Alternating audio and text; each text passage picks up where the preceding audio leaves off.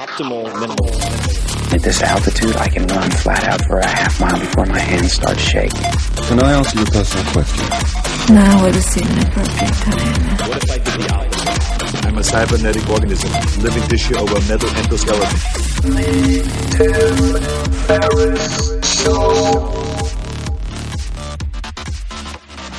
This episode is brought to you by AG1, the daily foundational nutritional supplement that supports whole body health. I do get asked a lot what I would take if I could only take one supplement. And the true answer is invariably AG1. It simply covers a ton of bases. I usually drink it in the mornings and frequently take their travel packs with me on the road. So what is AG1? AG1 is a science-driven formulation of vitamins, probiotics, and whole food sourced nutrients. In a single scoop, AG1 gives you support for the brain, gut, and immune system. So take ownership of your health and try AG1 today. You will get a free 1-year supply of vitamin D and 5 free AG1 travel packs with your first subscription purchase. So learn more, check it out. Go to drinkag1.com/Tim. That's drinkag1, the number 1, drinkag1.com/Tim.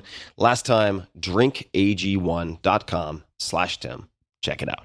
Hello, ladies and gentlemen, and welcome back to the Tim Ferriss Show. What you're about to hear is part 2 of a multi-part conversation with Rolf Potts, author of Vagabonding, world traveler extraordinaire, one of my favorite people.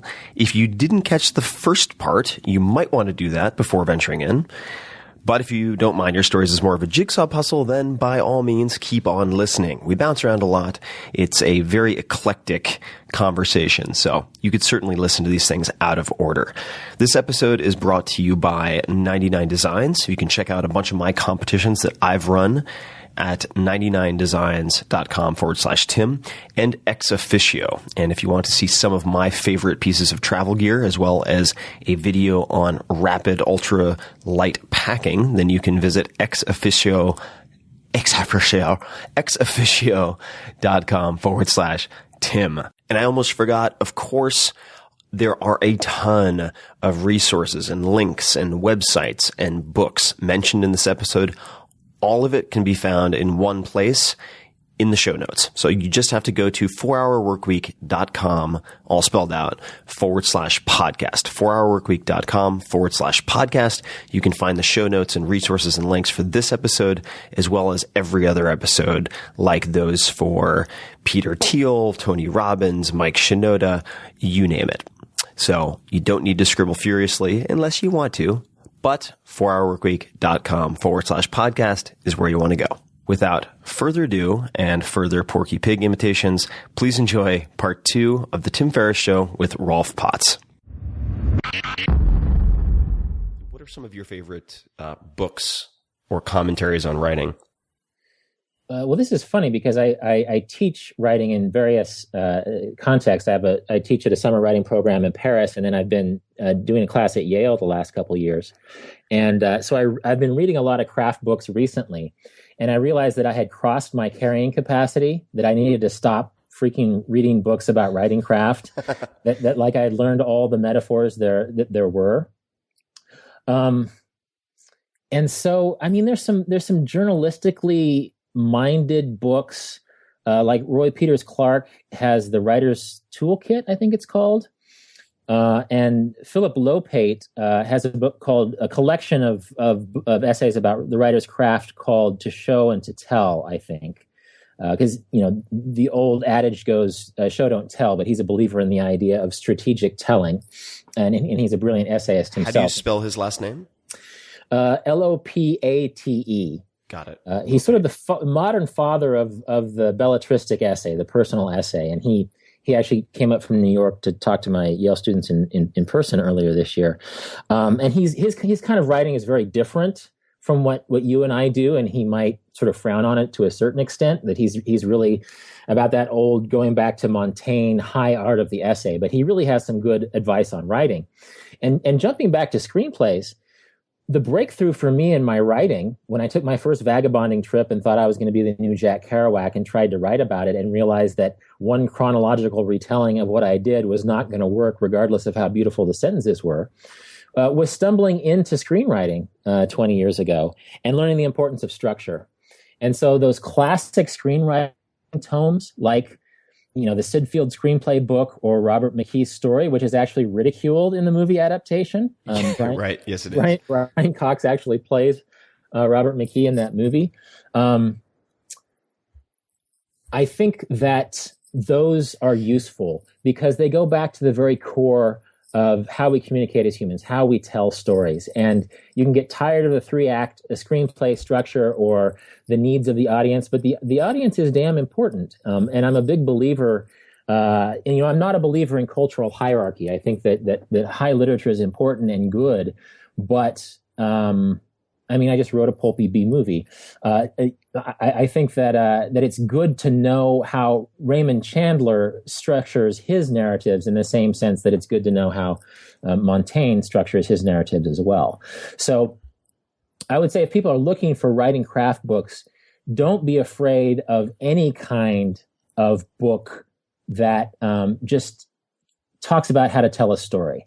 And I think that movies are great metaphors for how to tell a story. And there's crappy movies out there. And, adaptation is sort of a lampoon of how we invariably tell stories in movies. But just because you learn a very basic and formulaic way of, say, telling a cinematic story doesn't mean that you have to use that every time. It just means that you understand the rules. And then within the structure of those rules, then you can shine as a writer. I very much concur. I have an embarrassing confession, which is I have been agonizing over a screenplay for several months now, and I think partially because I've loaded the expectations and the burden so large on my shoulders. It's roughly an adaptation of the 4-Hour Workweek and a lot of the backstory, and it's intended to be comedic, but instill or at least convey a lot of sort of philosophical takeaways that hopefully will spur viewers to do interesting things in their lives and make big changes, blah, blah, blah. But I've been agonizing over it. The one thing that did help me to at least get started, and I have quite a lot on paper, was Save the Cat. I thought that was, I don't know if you've seen this book, but I found it so helpful because I also read, I took McKee's story seminar actually, which was quite an experience in and of itself. The portrayal and adaptation's not far off the mark. Interesting. But a fun experience nonetheless.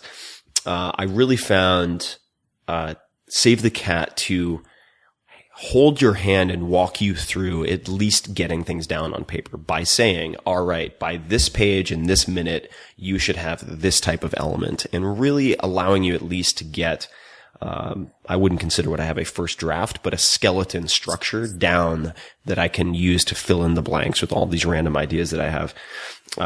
Totally agree. I think that, I've become recently interested in Joseph Campbell, had a passing familiarity with Joseph Campbell, watched a few documentaries, but the hero's journey and, the monomyth, I find very interesting, just as a way of getting started. If you can sort of lay out these markers for different stories that you're considering telling, But, another thought that I had, which we don't have to go too deep into unless you have thoughts on it, but is that beginner's mind that you mentioned, which is achievable through travel or vagabonding, is also, I think, one of the primary benefits of, what you might consider therapeutic use of psychedelics. And that's, part of the reason that people often describe, with the right set and setting, a psychedelic experience is one of the best experiences of their lives, is, I think, the same reason that many people would describe their first vagabonding experience as one of the best experiences of their lives. And that's the present state awareness and the beginner's mind, and the appreciation that both of those experiences tend to catalyze. Well, I touched on that a little bit in Vagabonding. I sort of gently dissuade readers of the necessity to, say, smoke marijuana when they travel, because reality is giving you this present state awareness. If you allow yourself to be bored, or if you allowed yourself to be lonely, or just if you allow yourself to have experiences by accident, then suddenly you're discovering things in a vivid way that don't need artificial enhancement. Definitely.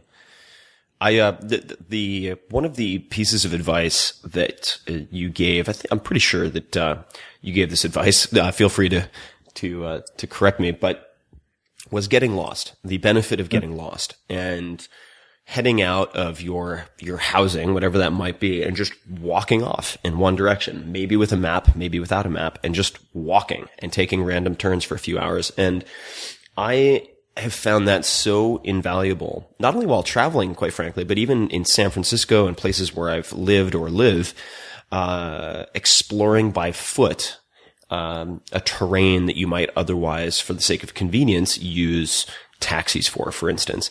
And it's been, I think a major, priority for me when I travel, not for business, but for this type of experiential reflection and exploration, to try to catalyze discomfort whenever possible. And that doesn't mean a pebble in the shoe, but for instance, to purposefully go out of my way to encounter language difficulties. And one of my favorite ways to do this, I'm typically a night owl, like I mentioned, but when I travel, I try to switch it up. So I like to try to wake up in some cases very early. And I did this in Greece. My first trip to Greece, I was traveling with a close friend and I started waking up really early. I would just leave the blinds open and I would wake up as early as possible. And my habit was to go for a walk and just hand wave and try to ask the locals. These were on some very small islands where I could find a cafe or a bakery. And inevitably, I would go to these bakeries or coffee shops, and there would be a small group of really old Greek guys sitting outside debating whatever old Greek men debate. I would imagine it's probably complaining about politicians and so on and so forth, much like every other sort of gaggle of old men early in the morning, everywhere else in the world. And then I would just proceed to kind of sit down and try to have a conversation with these guys. And it was always hilarious, and extremely fun. And, I ended up being basically the court jester for these guys for a period of time in the morning, and they always got a kick out of it. So, I think that, I've said it, that seeking out of, mild discomfort or uncomfortable situations, I think is really one of the main, values, and benefits that I've taken away from travel certainly in the last 10 years or so. Yeah, this ties into a lot of ideas that are really close to my heart and that I've sort of embraced even since I discovered vagabonding. And it's funny that you talk about the old Greek guys, because as a travel writer, one of my biggest strengths, and it could be an accidental strength as a person who wanders out with the purpose of getting lost, is that whatever town I'm in, inevitably the town weirdo finds me, like the most eccentric guy. And if you read my second book, Marco Polo Didn't Go There, like 1/3 of the stories are about me with a really strange dude in Lebanon or Burma or someplace. And it's sort of connected to the idea of the old Greek guy sitting there, is that they see each other every morning. But the chance for an American to stumble in and sort of have a semi-comical exchange with them is the most exciting thing that's happened to them all week. You know, it's like their wives have stopped listening to them. Their children have stopped listening to them. And so they can take you under their wing, and just the things that you learn from these guys is amazing. And so that's funny. That's very relatable, because I feel like, for whatever reason, I don't know if it's my Midwestern tendency to talk a little bit less and maybe listen a little bit more or something, that I always meet these guys who just have the weirdest view of the world. But you were talking about walking out and getting lost. In Vagabonding, I talk about how, if in doubt, just walk until your day becomes interesting on the Yeah. And this is sort of tied into a concept that I've discovered since then, and it's a concept that I teach in my Paris classes, because we're in the city where it was invented, and it's the idea of the flaneur. Are you familiar with the flaneur? The only reason I'm, in passing, I want you to expand on it. The only reason I recognize that word is because a friend of mine named Nassim Taleb, who's very famous for having written The Black Swan, sure, and a number of other books, describes himself that way. Yeah. So maybe you could expand on that, because I would love to hear more. Quite frankly, I don't know much about the term. Yeah, it's a wonderful idea that, in a sense, when I was walking until my day became interesting, I was being a flaneur before I knew what it was. But it goes back to Baudelaire in over 100 years ago in Paris. And it's connected through French ideas, through the situationists of the 1960s. And the idea is that, and flaneuring is something that I use in travel, but it was really invented as a concept in your own hometown. And the idea is that you become so used to and inured to your hometown that you're not seeing it anymore. That has become a purely utilitarian space. And between point A and point B, you've ceased living. That in your routine, you're not really living your routine. You're just sort of, and this is a paraphrase, but you're sort of zombie walking through your day. And so being a flaneur is not someone who walks through his own city in a utilitarian or pragmatic way. A flaneur is someone who goes out in search of experience. And there's someone, it's also tied into the idea of psychogeography, that instead of walking through a city with the idea that you're going to see tourist attractions, or that you're going to go to visit your friend on the other side of town, is that you're going to walk through the town psychogeographically, and you're going to collect the color red, and you're just going to see how many forms the color red can take. Or you're going to look for every parking meter in town, or you're going to look for license plates with the letter Q on them. Cool. Or you're going to look for every immigrant restaurant, and that is going to organize your day. That's psychogeography. Being a flaneur is even less structured, in that you're just wandering. And it's a wonderful, it was invented to be done in your hometown, to break out of your own habits. It's a great thing. It's a great way to break out of your tourist habits, where you go to a city and there's 100,000 things you can do at any given moment, and you do the obvious thing, which is go to the tourist attractions. And I'm not going to knock that. There's a reason why they're tourist attractions. But people talk about how, oh, there's the beaten path, everything's been discovered, everything has already been done. And it's like, actually, that's not true. Paris is the most touristed city in the world, but you wander for 10 minutes and pretty soon you're going to be finding something that's unique to itself, even along the Champs-Élysées, even near the Champ du Mars, where the Eiffel Tower is. If you just embrace the idea of the flaneur and walk until something catches your eye and stay open to experience instead of your plans, then you're going to be living in a way where you previously had only been consuming those moments. Mm. And flaneur is Flaneur, is that right? That's right, with a little hat over the A.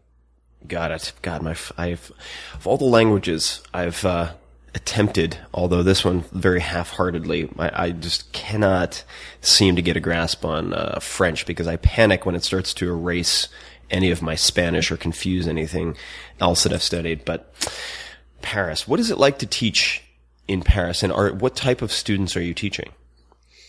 Well, I teach at the American Academy. I'm actually the course director, and it's sort of become my baby. I've been running this writing workshop for the last 10 years on Rue Saint-Jacques in Paris. And my students are like age 18 to age 70. And it's a large number of people. I mean, some people are there because they know Vagabonding or my writing, or they know some of the other writers who teach there. I have one other nonfiction teacher and 2 fiction teachers. So it's not just travel writing. They can study poetry or screenwriting or short stories.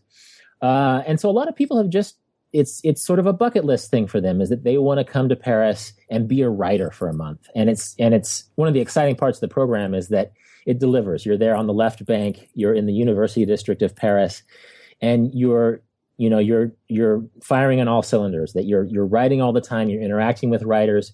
You're reading a lot, and you're being a flaneur. It's funny that I discovered the flaneur in the context of Paris, even though I'd already been doing it.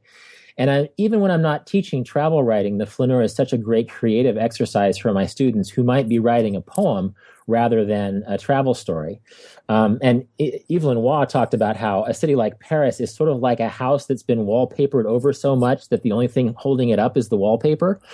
Is that everybody's written about Paris. And so you have to find a way that is against expectations. And the only way to find that is to get out and wander and find your own interests. And I've had students who have brought their skateboard, and through skateboarding in Paris have discovered sides of it that nobody else is seeing.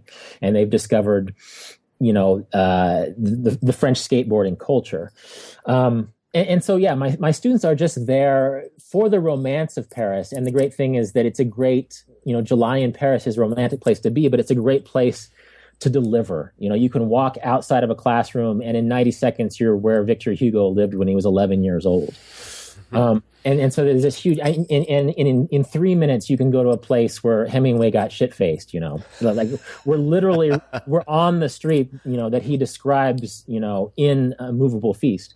And so I think that energy, it's like we could teach the same thing in North Dakota and it would still be very professional. I'm very proud of what our teachers are doing, but it's almost like a catalyst. Paris puts people in a mental state, almost like an athletic performance thing, is that people are in Paris and they're not going to blow it, Right. That they don't live in Paris. They're going to come to Paris and they're going to do something special. And it creates this energy that amazes me every year of people just uncorking some really good stuff and just having going back to time wealth, just an experience that is very specific and very, very Parisian, but very unique to themselves. So I've really loved my association with that city. That sounds amazing. How many students are in the course? It varies from year to year. We've been averaging about 24. It's capped at 32. And so probably anywhere from 18 to 32 students. God, I feel like I should take the course. It sounds amazing. I've fantasized fairly frequently about going to graduate school or attempting something like an MFA for creative writing, because I really haven't ever explored fiction outside of doing some exercises in elementary school. What do you find of the students who take this course? What are the shared characteristics of the people who get the most out of it? And I'm going to leave that open-ended on purpose. But I think it's an earnest desire to do their best, combined with sort of a humility, almost a beginner's mind type humility towards writing. And sometimes I can get a very young and brilliant college student who will come in sort of a leg above maybe a sort of a mid-career professional. But because the college student has not quite cultivated, it's a strange thing to think, but there's a sort of confidence and self-assuredness that college students have that like a mid-career professional doesn't have. And that can get in the way of the beginner's mind. And so that sort of, know-it-all is a wrong word, but like the overconfidence of a brilliant college student might impede his or her advancement, where like someone who's 35 or 45 and is just there to soak in everything and work as hard as they can. I think it's the person, going back to the beginner's mind, it's the person who's willing to embrace the beginner's mind and work hard and synthesize the creative aspect with the parts of Paris that you can't overlook. You can't just come to Paris and sit in your room and write all the time, any more than J.P. Morgan should have been reading telexes the whole time he was in Egypt. That interactive, going out and having fun and having a bottle of wine by the Seine and flaneuring through the city and discovering things by accident is going to feed what's happening when you're alone in your room. And so I think it's the students who can find that balance. And the students, I think to a big extent, it's the students who have been almost like vagabonding, who've been saving their money. And this means something, that they're not just gathering from their limitless pool of resources to pay for their month in Paris, but they have earned this with their sweat. It's like a chapter in Vagabonding. I talk about how the work you do makes your travels meaningful. I think it's the people who come in and know the value of what they have in Paris, that this 1 month is a special time that can catalyze them into a new creative state. Those are the people who are going to get things delivered for them. And you mentioned MFAs. I got a mid-career MFA. And I don't know, there's some advantages to that sort of thing, but I think there's an extent to which that creatively a 1 month program like this can cover a lot of those MFA bases without compromising 2 years of your life. Right. Right. Agreed. I mean, I'd love to hear your thoughts. I mean, my basic feeling is that the benefits would be, and I mean, it's maybe sounds ridiculous that I feel very isolated writing a lot of the time, and it's sort of odd that I'm, have access to more people than I've ever had access to in my life. Yet I spend a lot of my time feeling quite isolated and lonely. And and I don't know many writers in San Francisco. That's not in my social sphere, which maybe is a good thing, maybe it's a bad thing. But the idea of being in a group of people going through the same experience, having that sort of shared study experience, I'm sure with some degree of commiseration every once in a while, with a structure that actually facilitates experimenting with new types of writing, is very appealing to me. So maybe the month, maybe that's a great solution as opposed to 2 years, like you said, which I don't think I could. I think that will remain a fantasy in my head. I think they're both good for that social, that community of writers situation. Just like the friend that I'm swapping houses with, who lives in Brooklyn, is a grad school friend. And I just, in my late 30s, I was able to make very, very dear friends through my 2 years of grad school. But there's an extent to which that like MFA programs aren't really designed for 38-year-olds who are already successful as writers.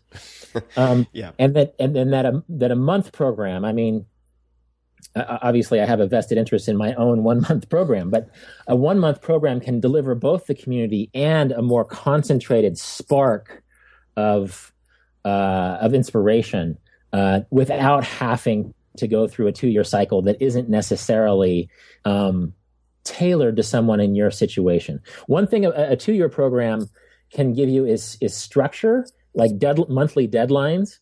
But if you've already written a book, I think there's an extension to which, like, that exposure to poetry or fiction or screenwriting, and just 30 other people who are gung-ho and are locked in on that similar creative openness, that 1 month catalyst can be more useful in both senses than a more extended certificate program that lasts 2 years.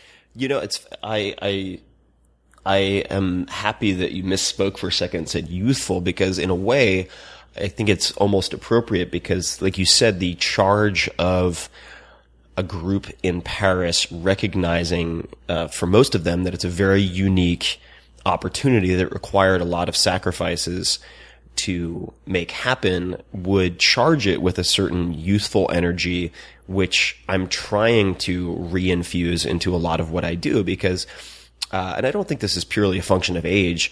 Maybe it's exposure to just the doom and gloom of just general internet bullshit.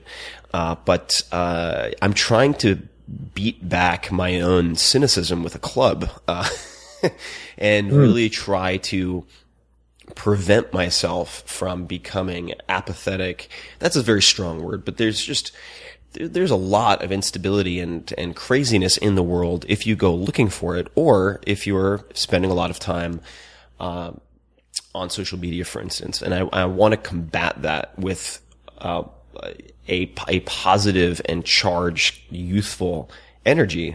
So it's very interesting. Well, I think that goes back to the idea of success versus lack of success, and that a certain kind of success is more meaningful when you're 30 than when you're 40, because you have a different relationship to that success after you've been steeped in it for a while. So finding the screenplay that you can bang your head up against, or embracing poetry or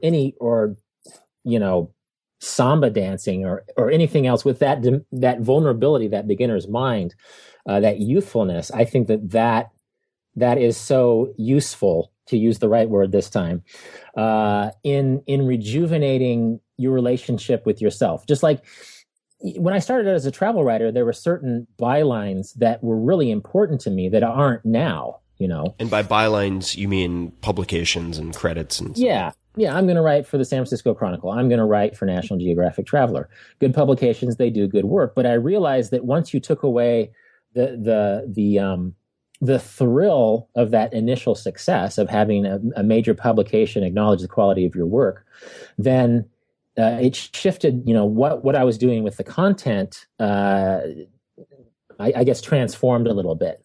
And so now I'm writing a screenplay with zombies in it. Not that I'm going to become a B-movie screenwriter now, but it brings me joy, sort of that childlike joy in the creative process that doesn't exist anymore with what I've already become professionally successful at. Right. And so I think you get into that pattern, and it sounds like you're experimenting with this already, that you become successful in a certain manner of creative expression and a certain manner of expertise.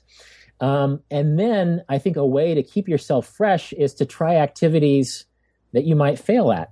And I think if you aren't failing at something fairly substantial once a year, then you're not pushing yourself enough. And of course, travel is a great venue for inviting failure and, mild humiliation. But sure, I think it's great that you're bashing your head against a screenplay that might not work out.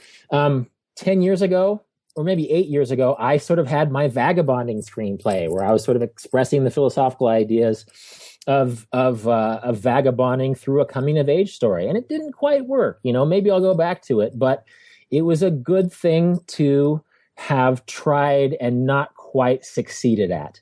And I'm not saying that that's where your screenplay is going, but that process I think is important for keeping yourself sharp and keeping a perspective amid certain jadedness to other kinds of success. Definitely. The adjective successful has come up a couple of times. When you think of the word successful, who's the first person who comes to mind, and why? Oh man, I don't know if a person comes to mind. I think when I was 28, I may have been able to name like a travel writer that I wanted to be, like Pico Iyer or Tim Cahill. Mm-hmm. And I think the reason that when you ask that question, a person didn't pop into my head because I have that different relationship to success. That the hunger to be like Pico or Tim played itself out in a great way. It became a part of the energy that made me a travel writer. And so now I don't think, it's funny. I feel like our backgrounds are fairly similar. I'm from Wichita, Kansas. You're from Springs, right? That's right. Bullseye middle-class families, it feels like. That's right. And you had your Ivy League experience right out of high school, and I didn't. And I taught at Penn and then Yale for a couple of years really recently. And that became a part of me felt like I needed to measure myself against that standard. And it was a great experience. But now that has also been folded into my idea of success. And so I think this might be a little bit tied into talking about the creative process. And sometimes it can be difficult that my notions of success are slightly different. It has a different energy. So I'm not thinking about someone I want to be necessarily, but it's back into that. I think it's more about appreciation. Like my role models, and I'm still blanking on who I might point out, are not achievement people, but appreciation people. People who have found the success and are synthesizing it in sort of a good life kind of way. Definitely. I think this is just somebody who comes to mind. I've asked this question of a lot of folks, and more than a few times, Steve Jobs comes up, but he's actually not in many ways exemplary based on what you just described. And I think Steve Wozniak, his co-founder, very much is. I've met Woz on a number of occasions, and even gave him little tango class prior to his Dancing with the Stars experiment. And he really savors and loves life, and has built a life for himself where he is able to enjoy or experience the joy of discovery, and is a genuinely happy human being. And this is going to sound funny, but despite all of his material success, because I think that the material success, not to say that that's a bad thing, I think that it enables more than it disables, but it can make people very defensive, where they spend the vast majority of their time managing the protection and growth of their assets as opposed to the growth in other areas of their lives. And I've certainly, I don't have hundreds of millions of dollars or anything like that, but been very fortunate to have enough success with publishing and elsewhere that I don't have to worry about where the next month's rent's coming from. But I've witnessed that in myself, and I think that there's a possibility, and maybe this isn't true, but I'd be curious based on your observations if you've noticed this. Coming from a very middle class background where there were many, many times when money was tight in the family and we weren't able to take certain trips or get certain birthday presents or whatever it might be. Go out to certain restaurants, that my inclination is to be very to focus on the defense and protection of assets more than perhaps those people I met, for instance, at Princeton, who grew up as blue bloods, where money is a known quantity. It's an element that for multiple generations the family has become comfortable with.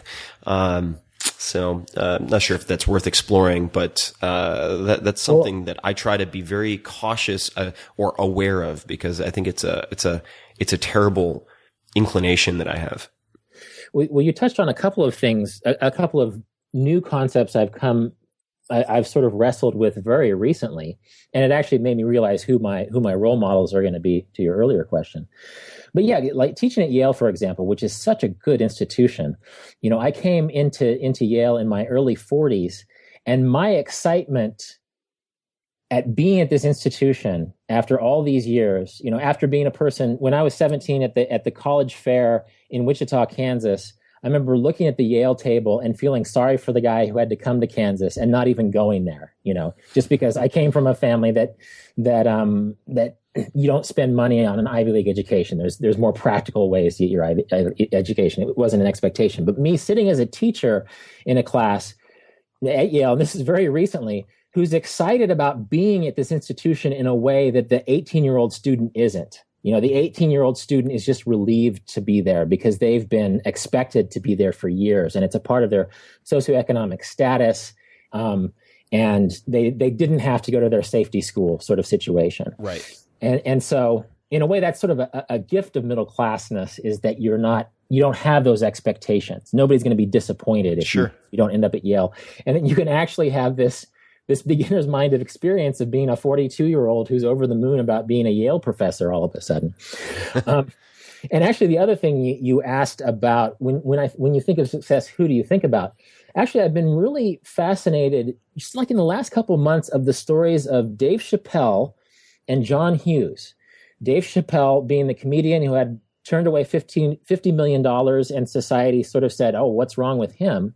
And then John Hughes, who in the 1980s made all of the best teen movies ever, and then just sort of disappeared to become a quiet person. Did he make Home Alone, or am I making that up? He made Home Alone. He made all of those Brat Pack teen movies. He made Home Alone. Mrs. Doubtfire, did he also make that one? He may have been involved as a screen. I might be making that up, but yeah. He had involvement with movies through the 90s, and then just sort of stopped doing that altogether in the 2000s. And I'm still in the process of researching this personality type, because I'm really interested in the relationship that these guys have to success, and they are both judged sort of harshly. And I think that these are guys who are really trying to wrestle with the idea of who they were versus who their success dictated they were supposed to be, right? And so Dave Chappelle, we live in a society where you have to be insane to turn down $50 million. People were questioning Dave Chappelle's mental health. Yeah, literally, that was a very prominent feature of the whole discussion. Yeah, whether or not he had gone literally insane. When in fact, it could have been, and again, I'm still researching these guys, that could have been a radically sane thing to do. A friend of mine, Rachel Kadzigansa, who's a great up-and-coming journalist, wrote a profile of him for The Believer, where she went to his hometown in Yellow Springs and talked to Yellow Springs, Ohio, talked to his mom, who's a professor, and actually ran into him in a coffee shop, but sort of wanted to respect his, privacy sort of thing. Right. And Dave Chappelle is a fit, happy guy living on a farm in Ohio, hanging out with his friends. And it feels, again, I need to do some more research, but it feels like he's a guy who decided what would make him happy, and he realized that $50 million and getting locked into a show wouldn't. And similarly, John Hughes is a beloved guy, and these are two examples. There's other examples that one could throw in, but he was beloved for his teen movies. But I think there came a point at which, especially by people of my generation, there came a point at which that he didn't want to be beholden to the Breakfast Club and 16 Candles anymore. That he's a family man and a guy who was passionate about his creativity, and I think he chose being happy in a city that he loved, Chicago, with family members that he loved, over making, the Breakfast Club 3 and making another $10 million. And so while these guys didn't pop into my head as examples of success, they're guys that have sort of captured my attention because I think the sort of public perception of, oh, here are these guys who have disappeared with these two examples. These guys aren't disappeared. They're not people who disappeared, but they returned. They realized that they had the structure in place to live the lives they wanted to live, and they quietly have been doing that.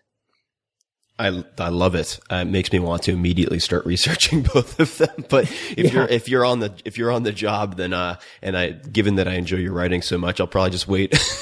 Well, actually, it's funny that I'm not researching it from a writing point of view. So go ahead and take it. It's just like from an intellectual point of view. There were at all points. Heraclitus said, "You never step into the same river twice, because it's a different river and you're a different man." And that's probably not a direct quote, but you're always trying to make sense of how you're living and how other people are living. And suddenly this is just a random intellectual thing that I probably wouldn't have thought about in the context of success until you brought it up. And here's two guys that I think, were crazy like foxes, that said, no thanks, American idea of success. We're going to take real success. We're going to take time wealth and live in ways that make us happy instead of trying to live up to artificial ideas of success. So I would actually, you can have it, Tim, and I want to read this. I want to read this book or article on success management, Success management, I like it. It feels like an important topic. Yeah, I agree. Especially because it's such a nebulous term that I think there's a lot of insidious potential for such a heralded, pressured, nebulous term in particular. Interesting. All right, I'm sure that seed will just sit in my head and not go away. So I might have to scratch that itch. Well, there's so many ways of looking at perspective and success, but in dental terms, we're all more successful than the kings of Europe 500 years ago. Right. So there's that. The keeping up with the Joneses idea of success, that comparing yourself to other people idea of success is useful to an extent, but it's also toxic. And so it's part of this idea of success management, which is a phrase I only just now said, but it feels like it's the other half. There's a million books about how to become successful, but perhaps the idea of how to manage one's success in an enriching and life-enhancing way is something that more thought needs to be, addressed. I think on so. That topic. Definitely. Well, this has been a fantastic conversation. I have just a few more questions I'd love to ask. I want to be respectful of your time, but sure, I think I am very hopeful that people will enjoy this, and they should definitely let us know if they want a round two at some point if you're up for it, because this has been a blast. But absolutely the questions I have, so there are a couple of rapid fire questions. You walk into a bar, what do you order from the bartender? What are your drinks of choice or drink of choice? I have turned into a whiskey guy, and I'm actually giving myself a little vacation from whiskey. Just because almost like with internet connectivity, it became too easy to have a nightcap that compromised my morning productivity. And, being the middle class guy I am, I love Woodford Reserve. And I'm talking about the bourbony types of whiskey, but Evan Williams Black Label makes me happy. But I'm taking a little vacation from it because it became my my booze version of the internet, where it just became unnecessary for me to be having, another Evan Williams. And, I like the single malts and stuff like that too. But as far as something like, I needed a Freedom app for my bottle of Evan Williams at home. Just duct tape over the mouth, right? Exactly. like an anti-booze pacifier. I should sell one of those. Exactly, and it's not alcoholism, because I've been on my whiskey fast for about 2 weeks now, and I never think about it. I just needed to get my monkey brain off of my whiskey nightcap, because it was delightful and unnecessary and completely, counter to my own creative life. It was a very lazy. It was like checking my Facebook feed for the third time in 20 minutes. Anyway, eventually I will return to whiskey with pleasure, but I'm on a little mini retirement, as it were, from whiskey. I understand. I just recently took a month off of booze entirely for similar reasons. Do you have a favorite documentary or documentaries? What popped into my head is Werner Herzog's Grizzly Man. Oh boy! Have you seen this? I've heard of this. This is the one with the. I think part of the reason I may have avoided it with a horrific epilogue, if I'm not mistaken. Is this the same movie that the epilogue? Let me rephrase that. Are people eaten by bears? Yes. Yeah. It's about this eccentric fellow named Timothy Treadwell, who spends 13 summers, I believe it's 13 summers, in Alaska with grizzly bears, and the 13th summer he's actually eaten by a grizzly bear. And it's something. This is not a spoiler, because you know that from the beginning of the movie. And one reason I like it is that it's such an interesting experiment in storytelling. And I use this as an example with my students about how you infuse narratives with mystery, with the idea that you're going to get certain information later on in the narrative. And Herzog gives us the answer to the mystery almost immediately, which is the what. What happens? Timothy Treadwell gets eaten by a bear. But then it's like the how it gets answered, but then it's the who. It turns into this, who the hell is this guy who would hang out for grizzlies for 13 summers? And I'm not saying it's not my favorite, or it's not one of my favorite documentaries from the standpoint of like sort of life-changing model for how I want to live, or even how I want to make a documentary. But it's such a brilliant use of narrative. Werner Herzog is just so good. Literally yesterday, I was looking at like these spoofs of like Werner Herzog reading Curious George, which is it just killed me. It was so funny. If you've seen Grizzly Man with his sort of Germanic voiceover, and then you hear this spoof of him reading Curious George was a curious monkey. It's so uncanny. Anyway, that's sort of an aside, is that he's another one of these role models of someone who is so brilliant. He's sort of unreplicatably brilliant in the way he uses narrative. And it's such a subtle and simple and brilliant way of telling the story of Timothy Treadwell, mostly through Tim Treadwell's own video, that it's just a fantastic documentary. And it doesn't really tie into lifestyle design, but as far as using it as a model for using found footage and existing resources for telling a really, really profound story about human nature and the people who sort of go against human nature and nature itself and the assumptions of nature, it's just fantastic. And a guy gets eaten by a bear, but it's less macabre than you might think. This is a random one, but we mentioned adaptation earlier. If Nick Cage came to your house for dinner, what would you cook him? Oh God. Well, I'd probably go to Aldi's and find some cheese bratwursts, just because that's sort of how I roll. It would be the same if you showed up at my doorstep or any number of friends or celebrities. That's an interesting guy. And this is another complete aside, but I'm a little bit obsessed with the movie Con Air. Okay. That requires some elaboration. Okay. Because I saw it on a bus in Syria. And that movie, like if a computer took every action movie cliche and turned it into an algorithm and spit out a movie, it would be Con Air, with a cast full of indie actors. I mean, Steve Buscemi's in that movie, and John Malkovich is in that movie.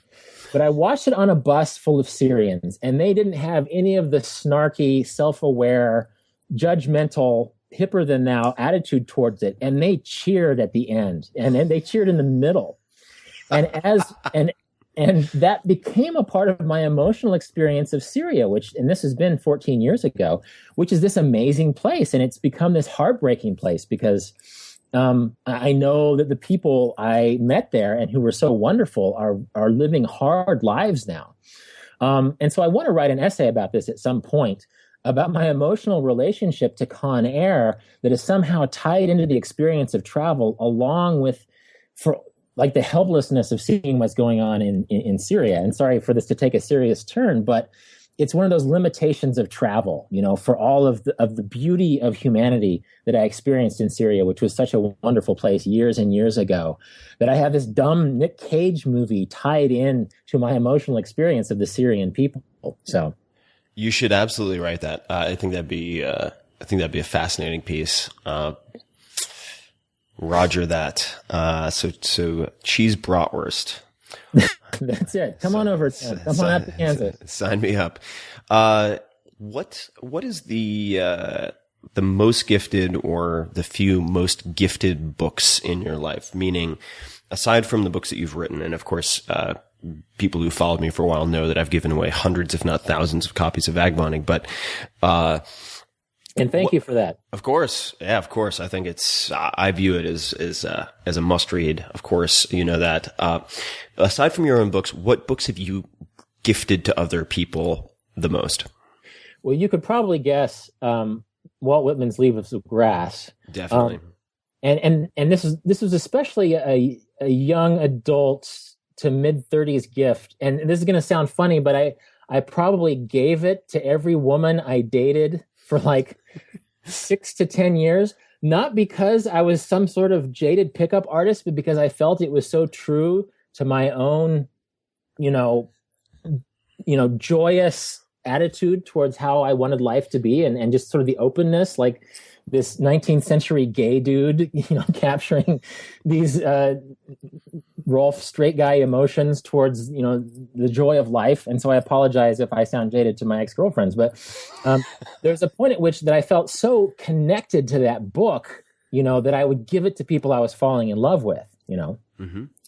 And so that continues to be a book that, especially for young people who are just sort of coming into wrestling with what's in store with them for life, Leaves of Grass is this great reminder that joy and openness to experience and inclusivity is something that is going to be that catalyst that makes every experience more exciting.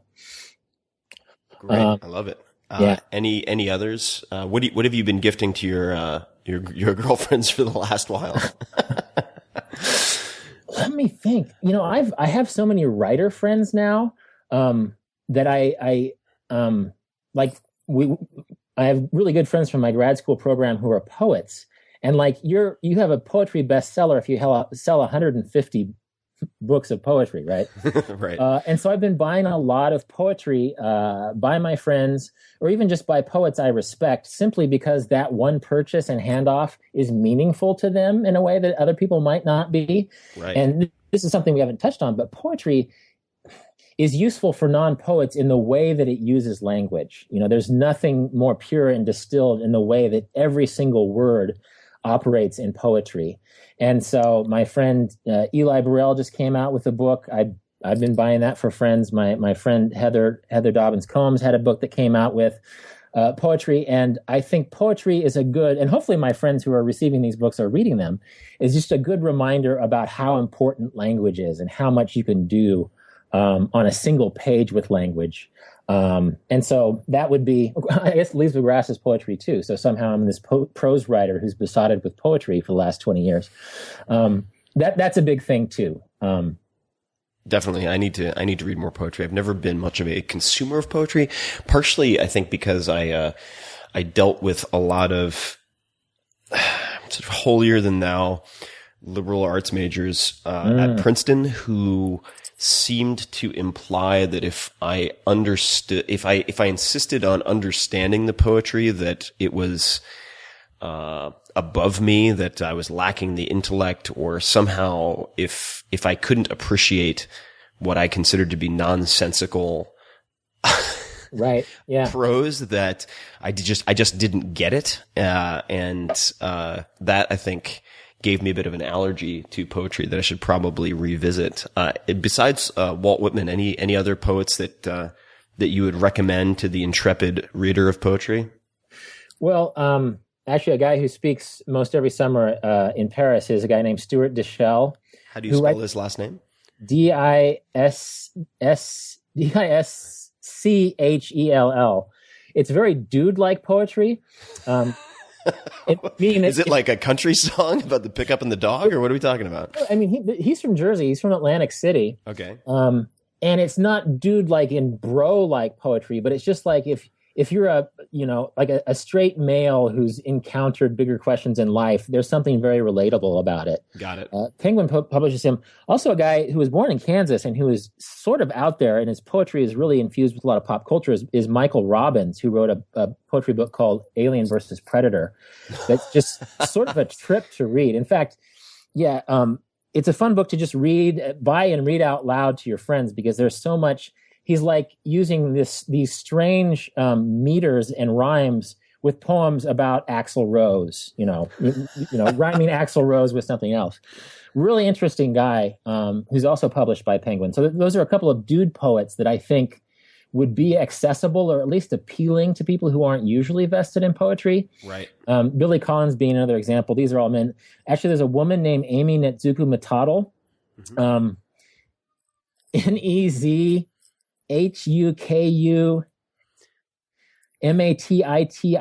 Great woman. I've spoken with her at a writing and environment conference, and very accessible and beautiful poetry. One recommendation I might have for people who are interested in poetry, which I would imagine for your and my audience both is maybe not a huge priority of people who will read our books. Right. Just get an edition of Best American Poetry any time in the last 20 years, and read through the poems, and the ones that you don't like, forget about them, and the ones that are appealing, find other poems by those authors. And that's how I found some of my favorite poets. That's great advice. And I just wanted to raise also one other poet, and this is one of the rare poets who broke through my probably unfounded bias against poetry. Naomi Shihab Nye, SHIHABNYE, 2 words. Her father is a Palestinian refugee, and just really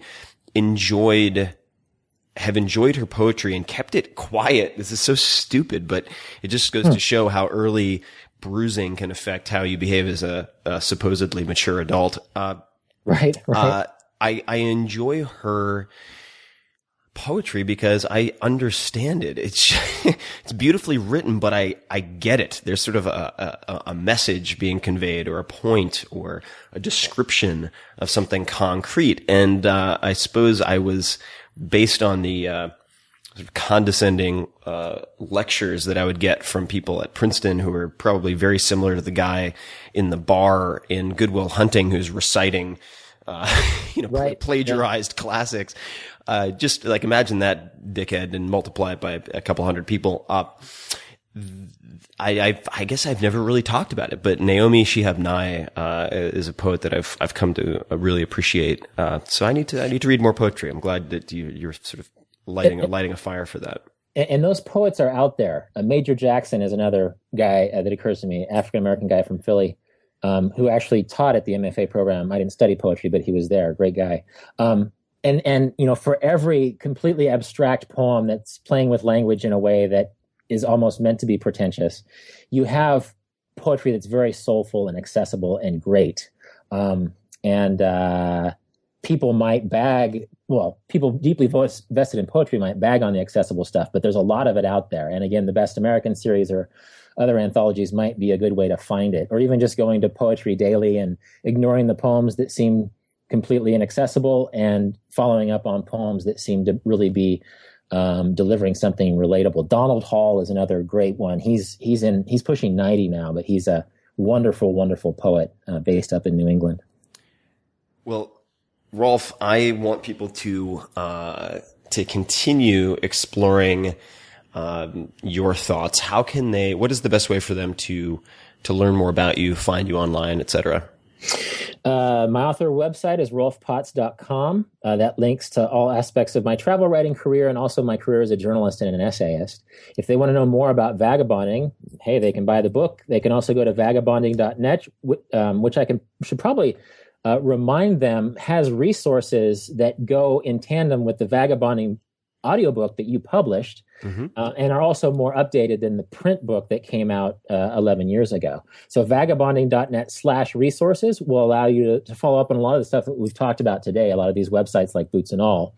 And then finally, anyone interested in my Paris course, which takes place in the month of July every summer, is pariswritingworkshop.com. Which is also linked from my author websites, but pariswritingworkshop.com will give you all the basics about that. And Twitter is at Rolf Potts. So there's many ways to find me. And that is Rolf with an F, for those people who might be wondering what the spelling is. With an O and an F. With an O and an F and an R and a couple of T's as well. Yeah, so Rolf Potts. And for you folks who are interested in the book club, so I do have a book club, and Vagabonding was the very first book used to launch that book club, and you can hear a sample of the audiobook and check it out at audible.com/Tim's books. So you can get a scope on some of the books that have had a huge impact on my life. And I'll thank you once again, Rolf, because vagabonding certainly hit me at a very important time in my life where I could have gone many different directions. And I feel like it steered me in a very positive direction. And if I hadn't read Vagabonding, quite frankly, I don't know if the 4 Hour Workweek ever would have been written. So thank you once again for having that impact on me and many, many thousands of other people as well. Well, I appreciate that, and I appreciate you championing the book too. It's really gotten to people who may not have found me otherwise. So it's a great synergy happening there.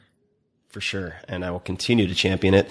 So, Rolf, thank you so much for the time, and I would love to continue this sometime when you're available and not taking a sabbatical from electronics. And until next time, thanks so much for taking the time. All right, thanks for having me, Tim. Okay. Talk soon. Thanks, Rolf. Bye. Bye.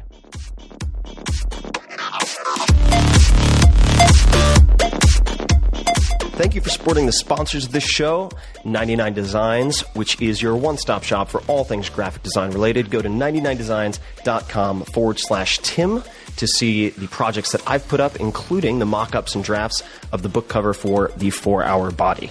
Ex Officio and I go way back. exofficio.com/Tim. You can see the clothing that I've used for traveling through 20 plus countries, including the underwear. By the way, that's about half of my underwear drawer right now. exofficio.com/Tim. You can also see the viral video that I put out, which shows you how to travel the world with 10 pounds or less. As always, you can subscribe to this podcast on iTunes, and you can find all of the links and resources from this episode, as well as every other episode, by going to 4hourworkweek.com/podcast. Spell it all out, or you can go to 4hourworkweek.com and just click on podcast.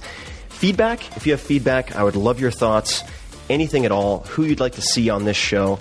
Ping me on Twitter at tferriss, that's twitter.com/TFERRISS, or on Facebook at facebook.com/Tim Ferriss with 2 R's and 2 S's.